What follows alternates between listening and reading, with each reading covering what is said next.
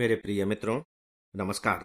Friends, आज मैं आप सबसे वन नेशन वन इलेक्शन इस विषय पर बात करने जा रहा हूं। और महत्वपूर्ण बात यह भी है कि अभी पिछले सप्ताह जो मेंस के एग्जाम हुए हैं उसमें जनरल स्टडीज का जो सेकंड पेपर होता है, जिसका संबंध आपके पॉलिटिकल साइंस से होता है, उसका जो पहला प्रश्न है वह इसी विषय पर है। वन नेशन वन इलेक्शन को केंद्र में रखते हुए चुनाव सुधार के बारे में बताइए। मैं एग्जैक्ट शब्द आपके सामने नहीं रख पा रहा हूं, लेकिन इस टॉपिक पर प्रश्न पूछा जा चुका है। तो अब क्या करें? चूंकि मेंस में क्वेश्चन पूछा जा चुका है, तो क्या अब यह हमारे लिए उपयोगी नहीं रह गया है? बताइए। उपयोगी है। इसीलिए मैंने शुरुआत इस तथ्य से की है कि आपके अंदर सिविल सर्विस एग्जामिनेशन की तैयारी के लिए जो एक स्पष्ट दृष्टि होनी चाहिए वो लगातार डेवलप होती चली जाए। अभी प्री एग्जामिनेशन आपके सामने है। अगर मेंस में इस टॉपिक को पूछा गया है तो मान करके चलिए प्री के लिए भी यह टॉपिक इंपॉर्टेंट हो सकता है। इसका मतलब है कि अब आपको जो ध्यान देना है प्री की दृष्टि से ध्यान देना है, यानी कि आपको तथ्यों पर ज्यादा जोर देना होगा। लेकिन क्या मुख्य परीक्षा में इसका रोल नहीं होगा? इंटरव्यू में इसका रोल नहीं होगा? इसका रोल होगा। अब यह इस बात पर डिपेंड करेगा कि जब इसको लेकर के विधेयक संसद में आएगा तब उस विधेयक पर क्या बातचीत होती है, क्या फैसले होते हैं, उसके आधार पर फिर हम ये निर्णय ले सकेंगे कि मुख्य परीक्षा की दृष्टि से फिलहाल यह टॉपिक कितना इंपॉर्टेंट है, और अगर इंपॉर्टेंट है तो उसका एंगल क्या होगा। लेकिन फिलहाल आपको ये मानकर चलना चाहिए कि यह टॉपिक इंपॉर्टेंट है। इस भ्रम में बिल्कुल मत रहिएगा कि चूंकि इस पर क्वेश्चन पूछा जा चुका है तो यह पुराना पड़ गया है। और यहां मैं एक बात और आप सबसे कहना चाहूंगा, ये सिविल सर्विस एग्जामिनेशन की अपनी विशेषता होती है कि टॉपिक सेम होते हैं। आप देखिए कि बहुत से टॉपिक अगर आप उनकी फ्रीक्वेंसी एनालिसिस करेंगे तो कुछ टॉपिक ऐसे होते हैं जो हर साल जिन पर क्वेश्चन पूछे ही जाते हैं, लेकिन उसी पैटर्न से नहीं पूछे जाते जिस पैटर्न से वो पहले पूछे जा चुके हैं। तो इस लिहाज से यह एक इंपॉर्टेंट टॉपिक है। जैसा कि मैंने कहा कि प्री की दृष्टि से अब यह ज्यादा महत्वपूर्ण हो गया है। फिर भी मेरी ये कोशिश होगी कि इस पर मैं आपको एक कंप्लीट विजन, दृष्टि, धारणा उपलब्ध करा सकूं। वन नेशन वन इलेक्शन, सच पूछिए तो जब हमारे देश में केंद्र और राज्यों में एक ही राजनीतिक दल की सरकारें हुआ करती थीं, तब बिना घोषणा के, बिना किसी विधेयक को पारित कराए ही यह सिचुएशन थी कि एक नेशन एक इलेक्शन होती थी। केंद्र में कांग्रेस की सरकार थी और ज्यादातर राज्यों में भी कांग्रेस की सरकार होती थी। लोकसभा विधानसभा के चुनाव एक ही साथ होते थे। मैं उसका प्रत्यक्षदर्शी रहा हूं, मुझे वो समय याद है। तो मामला गड़बड़ कहां से हुआ, हमें इसकी राजनीति को समझना होगा। मामले के गड़बड़ी की शुरुआत वहां से हुई जब केंद्र में दूसरी पार्टी की सरकार होने लगी और राज्यों में दूसरी पार्टी की सरकारें बनने लगी। एक तो हम राष्ट्रीय पार्टी जानते हैं, जैसे कि मान लीजिए कि केंद्र में कांग्रेस की सरकार है तो पता लगा कि राज्यों में कहीं जनसंघ आ गई, कहीं दूसरे राजनीतिक दल आ गए। तो जब ये स्थितियां बनने लगी तो इनमें एक प्रकार का असंतुलन पैदा हुआ। इस तरह का असंतुलन पैदा हुआ कि केंद्र की सरकार तो 5 साल पूरे कर रही है, राज्य की सरकारें 5 साल पूरे नहीं कर पा रही हैं। लेकिन केवल यही नहीं हुआ, ध्यान देकर के इसे समझिएगा। बाद में तो केंद्र में भी जो सरकारें बनी वे भी ऐसी हुई जो अपना कार्यकाल पूरा नहीं कर पाई किसी न किसी वजह से। और उसका जो सबसे बड़ा कारण था वह था कि केंद्र में गठबंधन सरकार का बनना। 1977 से इस तरह के सरकारों के गठन की शुरुआत हो गई जिसमें मोरारजी देसाई पहले प्रधानमंत्री बने थे। आप दूसरे दलों के समर्थन से सरकार बनाते हैं, दूसरे दल जिस दिन अपना समर्थन वापस ले लेते हैं, सरकार अपना बहुमत खो देती है लोकसभा में और सरकार गिर जाती है। जब सरकार गिर जाती है फिर से कोशिश होती है कि सरकार बने। जब सरकार नहीं बन पाती तो फिर क्या होता है, चुनाव हो जाते हैं। राज्यों में भी यही स्थितियां आई। ऐसा नहीं है कि राज्यों की सरकारों ने अपना कार्यकाल पूरा ही किया, वहां भी कुछ राज्यों में गठबंधन की सरकारें बनी जो अपना कार्यकाल पूरा नहीं कर पाई। कुछ और भी दूसरी स्थितियां आई जिसके कारण राज्यों में राष्ट्रपति शासन लगाया गया, या कह लीजिए कि वहां की विधानसभाओं को भंग कर दिया गया। इसका मतलब यह हुआ कुल मिलाकर कि जो लोकसभा का कार्यकाल होता है 5 साल का, वह केंद्र में होता है और केंद्र सरकार लोकसभा के चुनाव पर ही आधारित होती है, तो वो अपना कार्यकाल पूरा नहीं कर पा रही हैं। और साथ ही साथ इधर राज्यों में भी ऐसी स्थिति हो गई कि वे भी अपने विधानसभा के 5 साल के कार्यकाल को पूरा नहीं कर पा रही है। तो सीधी सी बात है कि अब लोकसभा कभी भंग हो रही है तो किसी राज्य में विधानसभा कभी भंग हो रही है।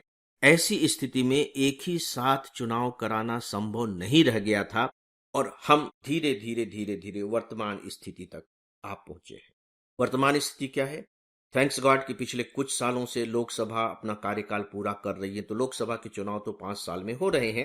राज्यों की विधानसभाएं भी लगभग लगभग अपना कार्यकाल 5 साल का पूरा कर रही हैं, लेकिन उनमें पहले से ही इतनी असमानता आ गई है कि किसी राज्य का कार्यकाल कभी 5 साल पूरा हो रहा है, किसी राज्य का कार्यकाल कभी पूरा हो रहा है, कभी राज्य का कार्यकाल कभी पूरा हो रहा है। ऐसी स्थिति में आप एक बात देख रहे होंगे कि लोकसभा के चुनाव तो ठीक है 5 साल में होते हैं, लेकिन राज्यों की विधानसभाओं के चुनाव लगातार 5 साल चलते रहते हैं, कभी किसी राज्य में, कभी किसी राज्य में, कभी किसी राज्य में।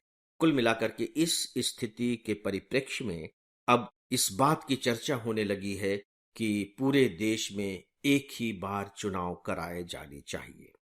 हालांकि जब हम इस तरह की बातें सुनते हैं तो लगता है कि क्या यह संभव है एक डेमोक्रेसी में? देखिए, आपको जो भी विचार करना होगा एक डेमोक्रेटिक सिस्टम के तहत करना होगा। हम लोकतंत्र हैं, लेकिन केवल लोकतंत्र नहीं है। हमारा जो स्वरूप है वो फेडरल है, संघात्मक है। यानी कि एक और केंद्र सरकार है, दूसरी ओर राज्य सरकारें हैं और राज्य सरकारों को भी अपनी स्वतंत्रता प्राप्त है। ये जो दो बिंदु हैं, याद रखिए कि इस पर कोई भी निष्कर्ष निकालने के मुख्य बिंदु हैं। यानी कि हम जो भी फैसला करेंगे, हो या न हो, तो हमें देखना होगा कि हमारी लोकतांत्रिक व्यवस्था पर किसी तरह की कोई चोट न पहुंचे और साथ ही साथ हमारा जो संघात्मक स्वरूप है वह भी बना रहे। तो आप बहुत अच्छे तरीके से अब तक जान चुके हैं कि बाकायदे केंद्र सरकार ने इसको लेकर के हमारे जो पूर्व राष्ट्रपति कोविंद जी थे उनके नेतृत्व में उच्च स्तरीय कमेटी गठित की। उस कमेटी ने अब अपनी रिपोर्ट दे दी है और उस रिपोर्ट में 2 सबसे महत्वपूर्ण बातें कही गई हैं। मैं ज्यादा डिटेल में नहीं जा रहा हूं। पहली बात कि लोकसभा और विधानसभाओं के चुनाव एक साथ कराए जाने चाहिए और इसके 100 दिन के फिर बाद में जो लोकल सेल्फ गवर्नमेंट होती हैं, जिसमें नगर पालिका है, नगर निगम है, पंचायतें हैं, इनके चुनाव कराए जाएं, ये उन्होंने कहा। यहां देखिए, आपके दिमाग में फिर एक बात बिल्कुल साफ होनी चाहिए कि जहां तक विधानसभा और लोकसभा के चुनाव की बात है वो तो चलिए केंद्र के हाथ में है, क्योंकि उसके चुनाव कौन कराएगा? चुनाव आयोग, जो हमारा निर्वाचन आयोग है केंद्र का, वो कराएगा। लेकिन जो लोकल सेल्फ गवर्नमेंट है उनके चुनाव कौन कराएगा? उनके चुनाव राज्य के अपने निर्वाचन आयोग कराते हैं। इसका मतलब है कि जो दूसरी रिकमेंडेशन है महत्वपूर्ण कि 100 दिनों के अंदर चुनाव हो, उस पर केंद्र का कोई नियंत्रण नहीं होगा। इसके लिए राज्यों को अपने यहां के कानून में संशोधन करना पड़ेगा। ठीक है। अब प्री एग्जामिनेशन की दृष्टि से देखिए, जो कुछ महत्वपूर्ण तथ्य हमारे सामने उभर करके आते हैं, फिलहाल मैं केवल उन्हें आपके सामने रखने जा रहा हूं कि इस पूरी की पूरी व्यवस्था को अंजाम देने के लिए संविधान में संशोधन करने पड़ेंगे। याद रखिए कि जो संशोधन भी होंगे वो 2/3 मेजॉरिटी वाले संशोधन होंगे। साधारण बहुमत से बात नहीं बनेगी, क्योंकि महत्वपूर्ण संशोधन है।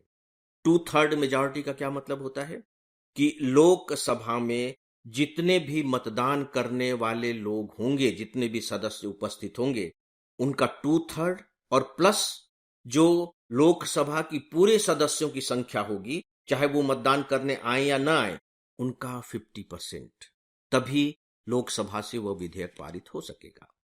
कुछ ऐसे संशोधन होंगे जिसके लिए बाकायदे संसद से पारित होने के बाद उसे राज्यों को भेजा जाएगा।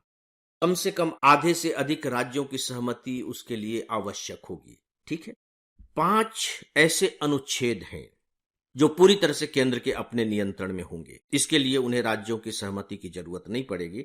अनुच्छेद 83 और 85, 83 और 85, इसका संबंध है पार्लियामेंट के कार्यकाल से और उसे भंग किए जाने से। जब पार्लियामेंट को भंग किए जाने की बात कही जा रही है तो लोकसभा के भंग से जुड़ी हुई है। दूसरा है आर्टिकल 172 एंड 174, इसका संबंध है राज्य की जो विधानसभाएं और विधान परिषद हैं, यहां भी बात विधानसभा की होगी, उनके ड्यूरेशन यानी कि कार्यकाल और उनको भंग किए जाने से, इस पर भी केंद्र का अधिकार है।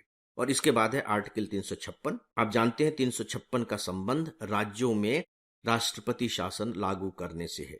ये जो 5 हैं अनुच्छेद, इन पर पूरी तरह से केंद्र का नियंत्रण है। डेफिनेटली 2/3 मेजॉरिटी से पास कराना वर्तमान स्थिति को देखते हुए आसान नहीं होगा, क्योंकि आप जान चुके हैं कि केंद्र सरकार में जितनी भी पार्टियां शामिल हैं वो तो इसका समर्थन कर रही हैं, लेकिन विपक्ष की जो 15 राजनीतिक पार्टियां हैं उन्होंने साफ तौर पर इसके विरोध में अपने वक्तव्य देने शुरू कर दिए हैं। और जो विपक्ष में जो राजनीतिक दल है कांग्रेस, उन्होंने साफ तौर पर कह दिया है कि हम इसके पक्ष में नहीं हैं। और उन्होंने जो रीजन दिया है, ये रीजन बहुत इंपॉर्टेंट है समीक्षा की दृष्टि से, क्योंकि यह हमारे देश के संघात्मक स्वरूप के विपरीत है। तो दोस्तों, ये कुछ बातें मुझे प्री एग्जामिनेशन को ध्यान में रखते हुए आप सबको बतानी थी। ऐसा करने से क्या लाभ होगा और क्या इसके नुकसान हो सकते हैं, इस पर आपकी तैयारी होनी चाहिए। मैं आपको सजेस्ट करूंगा, अखबारों में काफी कुछ इस पर लिखा जा रहा है, आर्टिकल्स आ रहे हैं, एडिटोरियल कमेंट्स आ रहे हैं, जो मंथली मैगजीन्स आएंगी उनमें भी इसके बारे में दिया होगा, तो आप उन्हें भी जरूर नोट कर लें। तो दोस्तों, मुख्य विषय के बारे में बस इतना ही, और इसी के साथ ही आज के इस डेली ऑडियो लेक्चर को अब यहीं समाप्त करता हूं। नमस्कार।